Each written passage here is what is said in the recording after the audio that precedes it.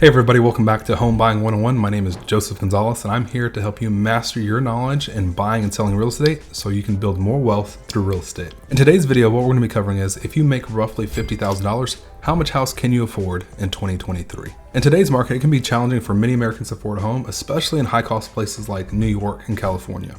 But in today's video, what I want to show you is even with the salary of $50,000, it's still possible to purchase a home with the least amount of money out of your own pocket. Now let's talk about exactly how you can determine how much home you can afford in your market, and also provide tips on how to get pre-qualified for a home. Now, one of the first things to remember when it comes to buying a home is you want to make sure that you get pre-qualified with a lender. You want to make sure that you don't just rely on online calculators to tell you how much home you can afford, because there are a lot of other details that calculator may be missing.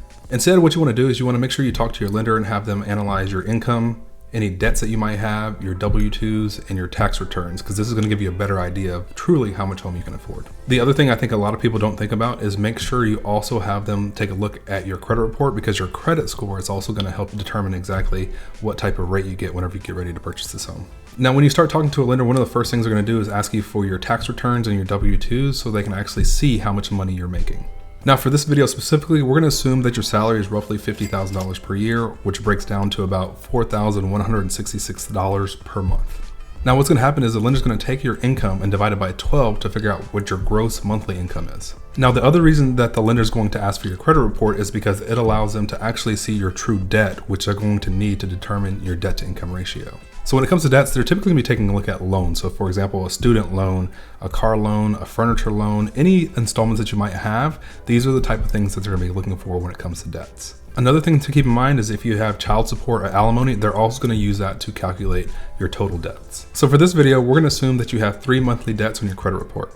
And these debts are going to comprise of a car payment of $300, a credit card payment of $50, and a student loan debt of $100 per month. And when it comes to qualifying, for the purpose of this video, we're going to use a FHA loan. The reason being that we're going to use FHA is because when it comes to qualifying, you get to have the minimum down payment you can possibly have and also have the highest debt to income ratio.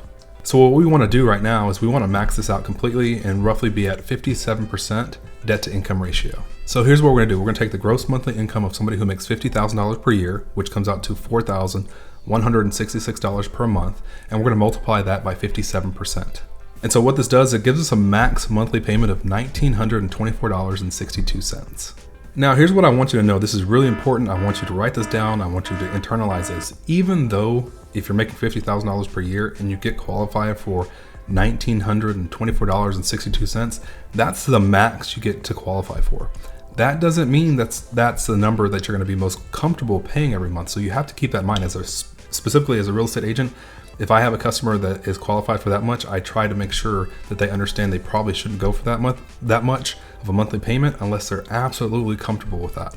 So one thing I encourage a lot of my customers to do is make sure that you set a budget with, if it's yourself, obviously, but if you have a spouse or somebody else that you're going to be purchasing this home with, make sure you set a monthly budget and say, this is our limit. Make sure we don't go over it, because if you don't, you'll find a house that you love and you'll want to spend more money than you need to be spending on a house. The other reason you want to set this budget is because whenever you get ready to talk to a lender, they're going to give you the max budget that you could possibly get, or qualify you for the max that you could possibly get.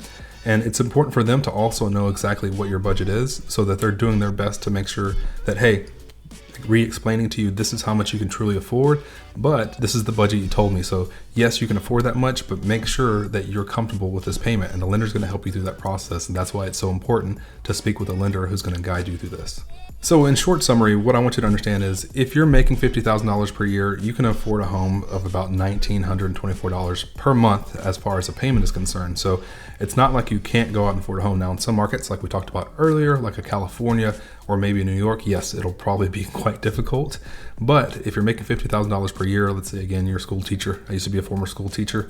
There is possibilities in some of these other states where you can afford a monthly payment of roughly $1,924 per month. Now, one of the things I also want to make sure is you do understand that you want to speak to a lender first so they can actually take a look at your tax returns, your W-2s, any debts that you have, because each person, even though this is a scenario that we built out here, each person is going to qualify differently because they're going to have different debts. They're going to have different monthly income they're bringing in and different scenarios that everybody's going to be in. And so that's why it's important to start talking to this lender as soon as possible and not just rely on an online calculator that may be spitting out a number that's general to everybody. So the final things I want you to remember is you want to make sure that you speak to your lender, find out exactly how much home you can afford through the lender, but also setting a budget for yourself. And then through that process, you can start looking at homes and saying, okay, this home fits our budget. This home's too far out of our budget. This home is not a home that we're interested in. All these things that you're going to be looking at doing whenever it comes to buying a home, it all starts with speaking to a lender. And through that process of speaking with that lender, you're going to be able to be more comfortable in making a financial decision that's best for you and not best for somebody else's budget that maybe built the home.